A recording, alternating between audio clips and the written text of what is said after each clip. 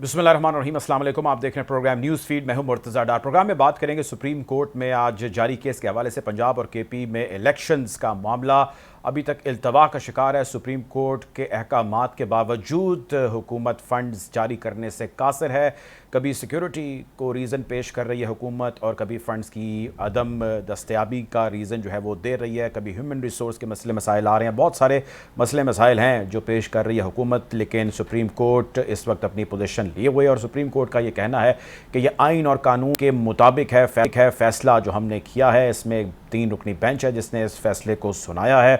आज भी जो है वो शॉर्ट ऑर्डर एक दिया गया, 7 सफ़ात पर यह मुश्तमिल था। 29 तारीख दी गई है फ़ंड्स के इजरा की और गैर मामूली फ़ैसला अगर इस पर अमल नहीं होता तो आने के हवाले से भी इशारा दिया जा चुका है। इससे कबल DGISI, DG मिलिट्री ऑपरेशंस और सेक्रेटरी दिफा ने भी जो है मुलाकात की चीफ़ जस्टिस ऑफ पाकिस्तान से। उसका जिक्र आज भी हुआ और चीफ़ जस्टिस साहब ने कहा कि उनको अपने फ़ैसले के हवाले से आगाह किया और बताया कि हम अपने फ़ैसले से पीछे नहीं हट सकते, ये आइन और कानून के ऐन मुताबिक है। साथ ही साथ आज प्रोग्राम में हम ये भी जानने की कोशिश करेंगे कि अगर इसके ऊपर 29 तारीख को भी अमल अगर नहीं हो पाता तो क्या कंटेम्पचुअस कार्रवाई जो है उसका आगाज़ किया जाएगा। वज़ीर ख़जाना, वज़ीर ख़ारजा, वज़ीर दिफ़ा, वज़ीर आज़म के ख़िलाफ़, इनमें किसी एक के ख़िलाफ़ या सब के ख़िलाफ़ कार्रवाई होगी। इस हवाले से आज बातचीत करेंगे। प्रोग्राम में मुझे ज्वाइन कर रहे हैं आफ्ताब बाजवा, माहिर कानून है। Welcome to the show Bajwa साहब।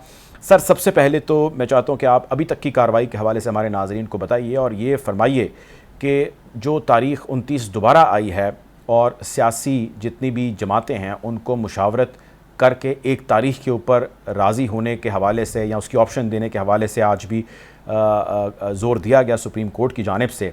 ये बताएं कि सुप्रीम कोर्ट ये जो सियासतदानों को अब एक दफ़ा दोबारा बैठ के बात करने का मशवरा दे रही है, आपके ख़्याल से ये फ़ैसला कैसा है, आप इसको कैसा देखते हैं और कंटेम्प्ट की कार्रवाई में आपको कितना इंतज़ार लगता है कि अभी है?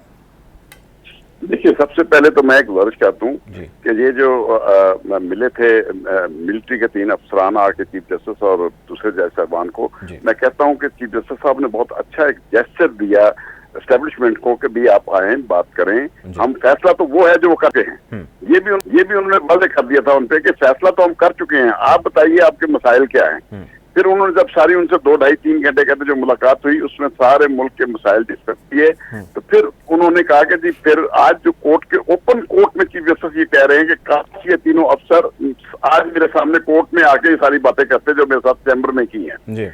ये बात साबित कर रही है कि चीफ जस्टिस साहब ने जो इरादा कर लिया है, जो उन्होंने हलफ उठाया हुआ है, उसकी पासदारी में वो आईने पाकिस्तान पर अमल दरामद कराने के लिए वो तुले हुए हैं। उन्होंने जो फैसला किया है उस पर अमल दरामद करवाएंगे और करवा के रहेंगे। लेकिन एक मौका फिर चीफ जस्टिस साहब ने सियासतदानों को और मैं समझता हूँ हमारी जो कुव्वतें हैं उनको दिया है कि आप ये देख लें, ये मुल्क को हमने चलाना है आईने पाकिस्तान की रोशनी में, तो लिहाजा आपको मौका दे रहे हैं, जिसकी वजह से आपने देखा होगा बिलावल आज भागे भागे डेरा इस्माइल खान पहुंच गए हैं फजल रहमान के पास। उनको नजर, आप देखिए, आपने बात की कंटेम्प्ट ऑफ, बात तो कंटेम्प्ट ऑफ कोर्ट से कहीं आगे निकल जा चुकी है।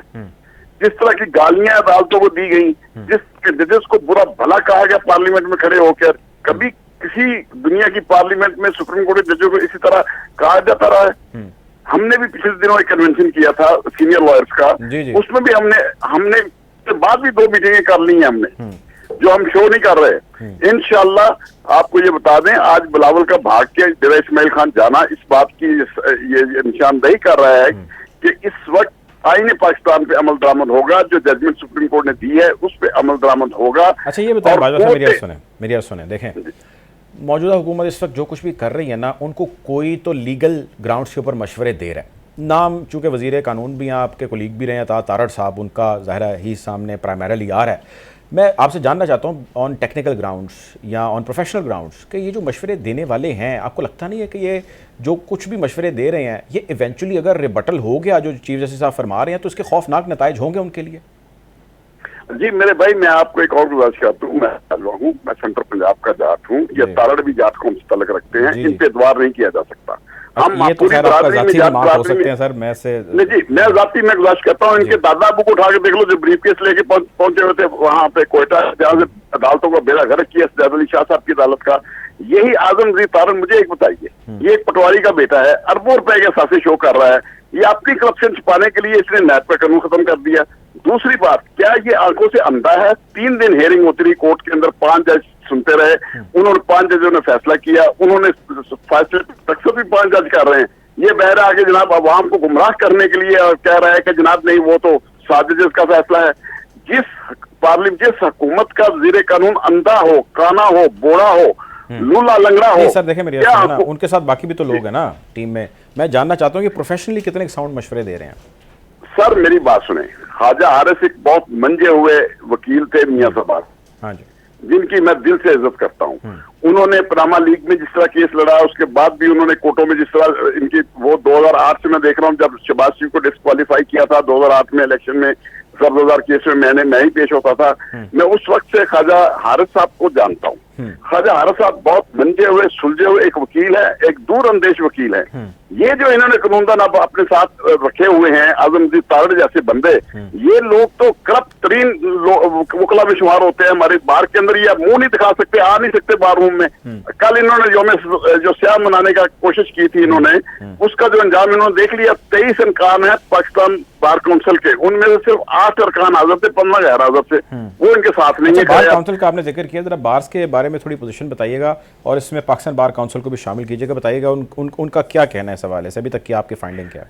सर मैं एक गुजारिश करता हूँ, मैं भी सेक्रेटरी सुप्रीम कोर्ट बार रहा हूँ। जी जी, हम हमेशा बार एसोसिएशन ही राब्ता हमारा मुनक़ता हो गया आफ्ताब बाजवा साहब से। उनका कहना ये था कि जो कुछ भी मौजूदा हुकूमत कर रही है वो आइन और कानून के मुनाफी है, और वज़ीर कानून अता तारड़ साहब और उनके साथ मौजूद जितनी लीगल टीम मशवरे दे रही है हुकूमत को, वो यकीनी तौर पे एक्सेप्टेबल नहीं है, गैर आइनी है।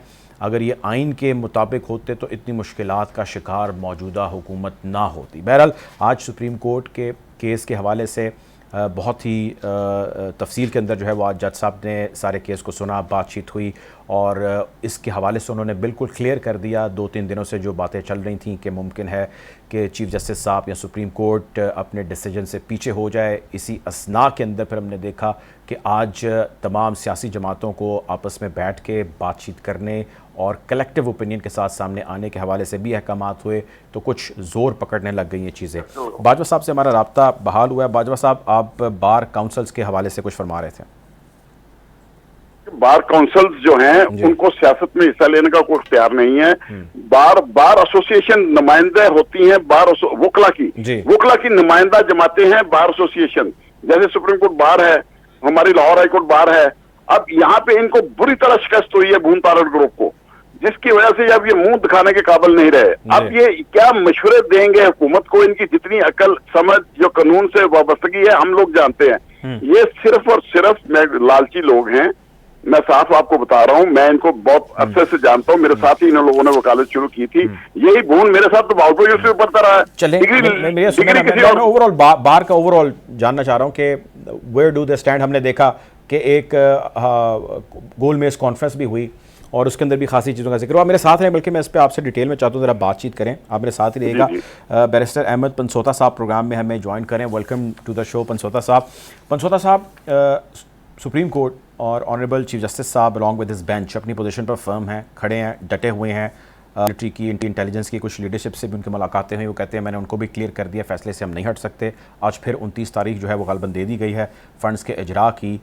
अभी तक की कार्रवाई को, उनकी स्टांस को, पोजीशन को और फ्यूचर ऑप्टिक्स को अगर जहन में रखे, क्या लगता है क्या हो रहा है, क्या होने जा रहा है? समझता हूँ कि चीफ जस्टिस ऑफ पाकिस्तान जो है, जो उनका मनसब है और जो उनकी पोजीशन है उसके बड़े मुताबिक फैसले कर रहे हैं। एज फार एज जज इज कंसर्न, वो तो बड़ा सिंपल फैसला था, फैसला देख कंटेम्प्ट में प्रोसीड करते, लेकिन वो साथ साथ इस चीज से भी वाकिफ है कि पाकिस्तान एक प्रिकेरी सिचुएशन से गुजर रहा है और उस सिचुएशन में ये बड़ा जरूरी है कि आप जमीनी हकायक को सामने रख के पॉलिटिकल फोर्सेस को ऑन बोर्ड लेके फैसले करें। पॉलिटिकल फोर्सेस के बगैर ये फैसला पॉसिबल भी नहीं था, तो इसलिए आज हमने उस चीज की रियलाइज भी किया और उस पर पॉलिटिकल फोर्सेस को इन्वॉल्व किया। और साथ साथ जो आपकी मिलिट्री एस्टैब्लिशमेंट है वो चूंकि खुद उनसे मुलाकात करके आई, लेकिन उसके बाद उन्होंने ये भी कहा कि वो अगर मुझे ओपन कोर्ट में आ जाते तो ज्यादा बेहतर था। फिर जो मिनिस्ट्री ऑफ डिफेंस की पोजीशन है उसको भी उन्होंने कहा कि वो मुनासिब पोजीशन नहीं है, because they should not have filed this application. उनका स्टांस क्या, उनका लोकल स्टैंड है क्या? बट इन तमाम चीजों के बावजूद खुला दिल करके he still made room for the politics of Pakistan, और उसकी वसी पर मफाद में उन्होंने कहा कि बिल्कुल ठीक, अगर ऐसी सिचुएशन हो सकती है तो नथिंग लाइक इट। तो आई थिंक एक ओवरऑल बड़ी विन विन सिचुएशन है, और चीफ जस्टिस से ज्यादा ये कॉन्स्टिट्यूशन की विन है। At the end of the day तो आईन पाकिस्तान है जो सुप्रीम है, तमाम अदारे उसके मातहत हैं। लेकिन अब ये फरमाएं कि इसके ऊपर अमल होता, आप देख रहे हैं 29 तारीख उन्होंने दिया है, पैसे को लिक्विडेट करना जो है वो ज़ाहिर ज़रूरी है, प्लेज कर देने कि there is no acceptance on that. तो अगर लिक्विडेट ही नहीं होते और जमातें जो है वो मुत्तफिक नहीं होती, जो कि नज़र आ रहा है फ़िलहाल अभी तक तो नहीं मुत्तफिक हुई, then what will be the course of action? Contemptuous कार्रवाई होगी, क्या होगा?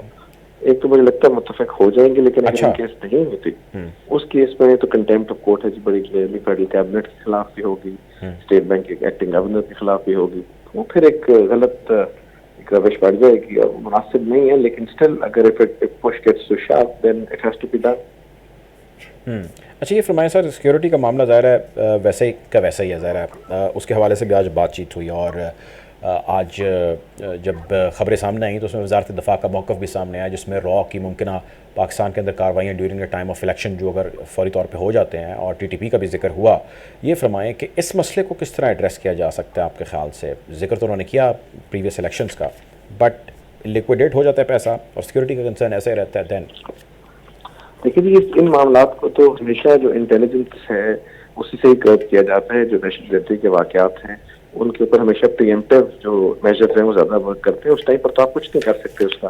सो इंटेलिजेंस को will have to become more effective. और ये वाक़यात जो है खुदा ना खास्ता ये अक्टूबर जो है उसमें भी उतने चांसेस जितने हमें, क्योंकि ये तो एक्सटर्नल फोर्सेज जो पाकिस्तान को डिस्टेबलाइज करना चाहती हैं, और हमारे जवान जो है हमारे फौजी जवान उनको बड़ी देर से एक बैटल लड़ रहे हैं। सो आई थिंक इसके लिए तो it is going to be better intelligence and coupled with targeted operations, उसमें असर किए जा सकते हैं, चीजें बेहतर होंगी।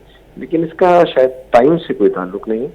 ये तो एक ऐसी सिचुएशन है जो कि हमारी दुश्मन फोर्सेस हमेशा जब कभी ऐसे मामलात हों तो उसको एक्सप्लॉइट करती हैं। वो तो इलेक्शन आज हो कल हो, अगर ये न्यूज एज इट इज सच है तो तब भी पॉसिबिलिटीज एग्जिस्ट करती है। तो I think targeted based operations with intelligence. ठीक है, आप मेरे साथ रहिएगा। आफ्ताब बाजवा साहब, सर ये फरमाइएगा कि ये तो ज़रा एक मामला है अपनी तरफ चल रहा है, लेकिन उसके साथ साथ सुओ मोटो वाला जो मामला है, प्रैक्टिस एंड प्रोसीजर बिल जो है वो भी ज़ाहिर अभी तक क्लियर नहीं है। सदर मुमलिकत ने भी उसके ऊपर साइन नहीं किया, उन्होंने कहा कि मामला जो है वो सब जुडिस है।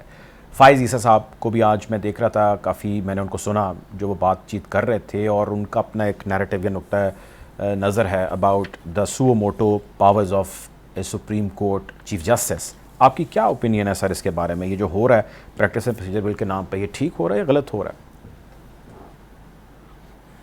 कुछ दिनों से चल रही है, मैं आपको साफ बताता चलूं, ये एक कुव्वत करवा रही है, जो जान छुड़वा रही है इलेक्शन कमीशन से, जो जान छुड़वा रही है फेडरल गवर्नमेंट से, क्योंकि फेडरल गवर्नमेंट को उन्होंने कह दिया कई दफा कि आप इलेक्शन में जाएं, जो मियां शहबाज शरीफ जो है बजिद है ना जाने पे, क्योंकि इसका बेनिफिट इसको क्यों स्टैंड कर रहे हैं शहबाज शरीफ साहब, क्योंकि मरियम और मियां नवाज शरीफ साहब जरदारी साहब चाहते हैं कि शहबाज शरीफ कंटेम्प्ट में जो है आउट हो जाए, अगले इलेक्शन से फारग हो जाए, पंजाब उनके लिए फ्री हो जाए।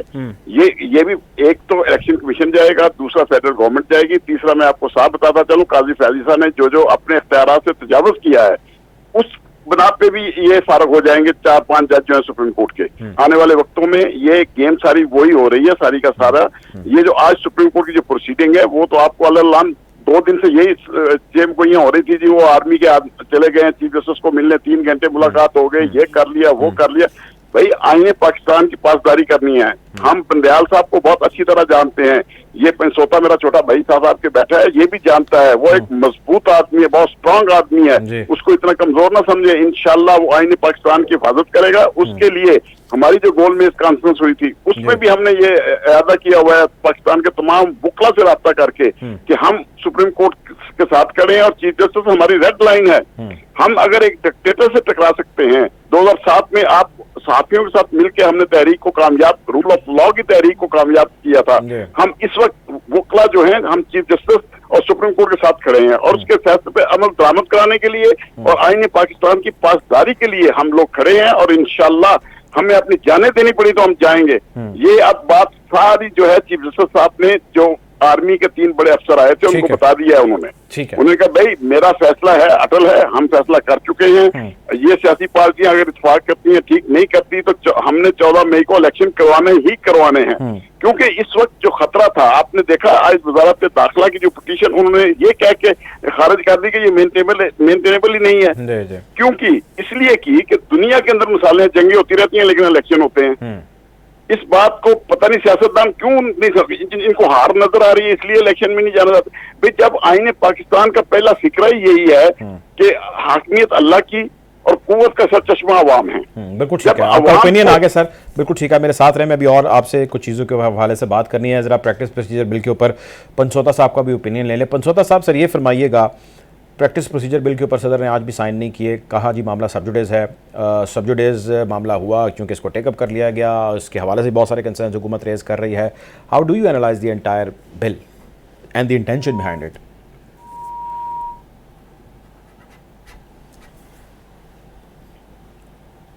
पंचोता साहब से हमारा राब्ता जो है वो मुनक़ता हो गया है। आफ्ताब बाजवा साहब, सर गुफ्तगू को आगे बढ़ाते हैं।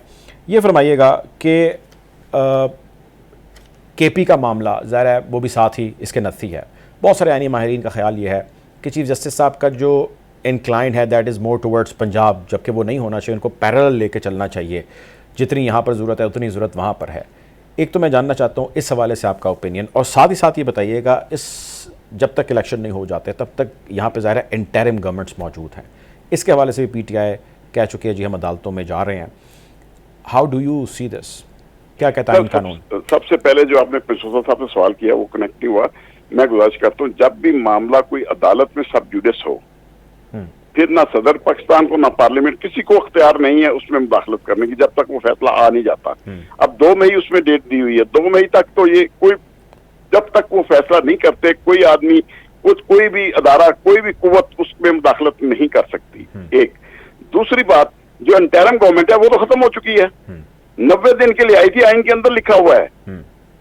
अब मैं इंटरिम गवर्नमेंट को वार्निंग दे रहा हूं कि खुदा के लिए छोड़ दो, वज़ीर आला साहब अपनी कुर्सी छोड़ दो, वज़ीरों को कह रहा हूं कुर्सियां छोड़ दो। कहीं ये वक्त ना हो कि कल हम मार रोड पे आप निकले और हम आपको पकड़ के वकील खड़े हों। साहब उसकी आईनी हैसियत तो बताएं ना, अब क्या है? 90 आईनी हैसियत है ही नहीं, आइन के अंदर सिर्फ 90 दिन के लिए कैसे चल रहा है निज़ाम? जो अहकामात दे रहे हैं वो जो काम कर रहे हैं वो ज़ाहिर है उसके अंदर रियासत का, आवाम का, लोगों का पैसा शामिल है, उसका क्या होगा? जी मैं गुजारिश करता हूँ, कल आपका चीफ सेक्रेटरी और होम सेक्रेटरी ये बात कह चुके हैं कि इनके अहकामात हम नहीं मानेंगे, ये गैर कानूनी और गैर आईनी है। और आने वाले वक्तों में कल एक पिटीशन भी चल रही है शेख रशीद साहब की, शायद उसकी कल समाअत हो जाएगी कि ये जो इंटरिम गवर्नमेंट है इस वक्त गैर कानूनी है, इसको काम से रोका जाए। और हम भी कहते हैं, हम वकला भी कहते हैं ये गैर कानूनी है, गैर आईनी है। ये अब इंटरिम गवर्नमेंट जो है ये खत्म हो चुकी है 90 दिन के बाद। ये 90 दिन के आइन के अंदर जब आइन के तहत ये बनी थी, आइन के मुताबिक ये खत्म हो चुकी हैं। अब इनको किसी ने एक्सटेंशन नहीं दी। अगर इलेक्शन में 90 दिन से थोड़ी सी अगर एक्सटेंशन दी थी 14 मई तक तो सुप्रीम कोर्ट ने दी थी। इस इंटरिम गवर्नमेंट को लिए भी जाना होगा इनको सुप्रीम कोर्ट, अगर टाइम लेना है कि जी हमें जब तक इलेक्शन नहीं होते उस वक्त तक रहने दें। ये अब सुप्रीम कोर्ट अगर इजाजत देगी तो ये चल सकेंगी, वरना ये खत्म हो चुकी है। ठीक है, ठीक है, आप मेरे साथ रहिए। एक ब्रेक का कहा जा रहा है नाजरीन, एक बढ़ते हैं, वापस आते हैं और गुफ्तगू को यहीं से जारी रखते हैं। Take a break. Welcome back after the break. Programme में गुफ्तगू का सिलसिला जारी है। हमें ज्वाइन कर रहे हैं अशतर औसाफ साहब, माहिर कानून हैं। वेलकम टू द शो अशतर साहब। सर बहुत सारी डेवलपमेंट्स हैं जो हो रही हैं, बिलखुसूस सुप्रीम कोर्ट के अंदर पंजाब और KP इलेक्शन के हवाले से। सुप्रीम कोर्ट अपनी पोजीशन पर फर्म है। चीफ जस्टिस साहब ने आज भी फरमाया कि जो फैसला कर लिया उससे पीछे नहीं हट सकते। मिलिट्री लीडरशिप जो उनसे मिली उनको भी उन्होंने यही कहा। आज बाकी जो अटॉर्नी जनरल साहब हैं उनको भी वाज़ेह पैगाम हुकूमत को देने का उन्होंने कहा, और साथ ही साथ उन्होंने 29 तारीख फिर दे दी। कैसे देख रहे हैं अभी तक की कार्रवाई को? मामला यकीनी तौर पे सबजुडिस है बट ग्रेटर कंसर्न है पूरी नेशन का। How do you analyse this all? सबसे पहले तो ये कि KPK का तो उन्होंने कहा कि हम ये केस नहीं देख रहे, और ये बड़ी अचंभे की बात है कि सारा मामला जो है उसका फोकस सिर्फ पंजाब पे है, सिर्फ पंजाब ही के मुतालिक फैसला हुआ और KPK को छोड़ दिया गया, जिसके मुतालिक कोई मुझे भी समझ नहीं आई कि ये क्या है कि क्या पूरा मुल्क जो है वो सारे इस सिलसिले में हिजान में ही रहेगा। KPK के मुतालिक कोई फैसला नहीं। दूसरी बात ये कि मैं इस सारे जो चेंजिंग सिनारियो है उसको कैसे देख रहा हूँ, मुझे ये खुशाइन बात लगती है खुशाइंद इसलिए है क्योंकि पार्टीज भी, जो पॉलिटिकल पार्टीज हैं, वो भी इसके अंदर लचक दिखा रही हैं और आपस में बैठ के बात करने को तैयार है। क्योंकि मेरी नजदीक शुरू दिन से ये मामला जो है ये लीगल और कॉन्स्टिट्यूशनल कम है और पॉलिटिकल ज्यादा है। और मैं बारहा कहता रहा हूँ, आपके चैनल पे शायद नहीं कहा होगा, लेकिन बाकी चैनल्स पे मैंने यही बात की कि ये पॉलिटिकल थिकेट, ये पॉलिटिकल क्वेश्चंस है, इनका जवाब पॉलिटिशियंस ही दे सकते हैं। और कैसे दे सकते हैं वो भी कोई मुश्किल काम नहीं है। ट्रस्ट डेफिसिट जो आपस में जो उनको है कि एक दूसरे पे वो ट्रस्ट नहीं करते, उसको बालाए ताक रखें, बैठे और तय करें 4 बातों पे कि दशनाम तराजी नहीं करेंगे, गाल गलूच नहीं करेंगे, एक दूसरे को बुरा भला नहीं कहेंगे और कोड ऑफ कंडक्ट ये बनाएंगे कि अच्छे तरीके से इलेक्शन को कैसे किया जाए। इलेक्शन की कोई तारीख के बारे में तयन कर लें, कमेटी बैठा दें, पार्लियामेंट की कमेटी बैठा दें, उसमें सब शामिल हो सकते हैं, पूरा नेशनल असेंबली कमेटी बन सकता है और वहां पे ये बैठ के ये सारे फैसले कर लें और जो फैसला कर लें और जिस मिसा के जमहूरियत पे, मिसा के इकोनॉमी पे, मिसा के टॉलरेंस के ऊपर दस्तखत करें, कोर्ट के आके रख दें कि जनाब ये है हमारा, this is the formula that we have come, और इस बात को आप निपटा दीजिए। कोर्ट ने पहली पॉलिटिकल पार्टीज को नहीं सुना था, काश वो सुन लेते। लेकिन मुझे याद है सुन लेते तो आज ये बातें ना हो रही। At the time of taking up this case, जब सुप्रीम कोर्ट में आया था on the request of high court, तो तब मौका दिया गया था चीफ जस्टिस साहब की जानिब से कि पार्टीज के रिप्रेजेंटेटिव बेशक आ जाएं या नुमाइंदगान या लीडरान आ जाएं और आके अपना अपना कंसेंसस यहाँ पर शेयर कर दें, अपना अपना ओपिनियन सेपरेटली या कलेक्टिवली शेयर कर दें। लेकिन वो एक दिन में तो नहीं होता ना जी, डेफिनेटली नहीं होता, लेकिन कोई इंटेंट भी नहीं शो किया गया। स्विच ऑन ऑफ करने की बात नहीं है इसमें। दीज आर सीरियस कंसिडरेशंस और सीरियस कंसिडरेशंस जो हैं वो ओवरनाइट नहीं होती, बिल्कुल नहीं होती। जिस तरह कानून साजी भी ओवरनाइट नहीं होती, जजमेंट ओवरनाइट नहीं लिखती जाती। आप देख लीजिए बहुत सारी जजमेंट जो है वो अभी तक आई ही नहीं है बाहर, जबकि फैसला सुनाए हुए कई माह हो जाते हैं। So these have to be, इसको बहुत ठंडे दिल के साथ, इसमें कोई जल्दी की बात नहीं होनी चाहिए। मुझे बताइए कि क्या आइन में नहीं लिखा हुआ 90 दिन, तो 90 दिन के ऊपर कोई नहीं है। मेरा ख्याल है कि सवाल शायद ये नहीं है कि 90 दिन में होने चाहिए नहीं, उसका जवाब तो हाँ है। सवाल तो ये है कि अगर 90 दिन में किसी वजह से ना हो सके जो अब सूरत हाल है, तो फिर फ्यूचर में क्या करेंगे? आपका स्ट्रैटेजी क्या बनेगी? आपका लाएअमल क्या है? क्या आईनी रास्ते हैं, क्या कानूनी रास्ते हैं जो इस मामले को आगे लेके चलें? और मेरी नजदीक ये पॉलिटिकल क्वेश्चंस हैं, पॉलिटिकल पार्टीज को वैक्यूम नहीं छोड़ना चाहिए।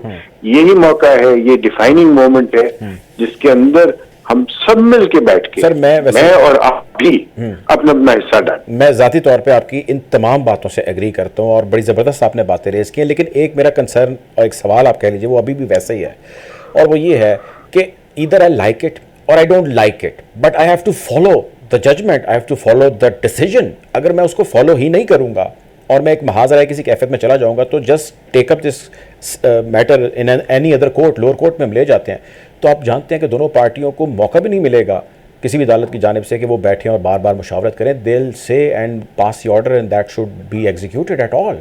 तो जब हम हुकूमती सरकार होते नहीं देखते। I totally agree with you, but अगर इफ यू डोंट लाइक, अगर आपको एक जो फैसला है वो आप समझते हैं कि वो ठीक नहीं हुआ, तो आपको रिव्यू का हक तो हासिल है ना। करेक्ट। आपको अपील का हक तो हासिल है ना। तो ये क्यों है कि ये समझा जाता है कि एक जजमेंट आ गया है तो उसको फौरी तौर पे उसके ऊपर अमल होना चाहिए, एक दिन नहीं उसमें से गुजरना चाहिए। भाई 30 दिन रिव्यू के हैं, पार्टीज को मौका तो दें, पार्टीज को मौका दीजिए कि वो बैठ के उसके ऊपर ठंडे दिल से बात कर सकें। और याद रखिए सियासी सवाल जो हैं उनके सियासी जवाब होते हैं, उनके अदालती जवाब नहीं होते। सियासी चीज़ों के मसले सियासी ही तौर पे और सियासी सतह पर ही होना चाहिए, कहना था अशरफ। बहुत शुक्रिया सर, अपने प्रोग्राम के लिए वक्त निकाला। नाजरीन, हालात हाज़रा से आपको यूं ही आगाह रखें, अपना ख्याल रखिए। अल्लाह हाफ़िज़।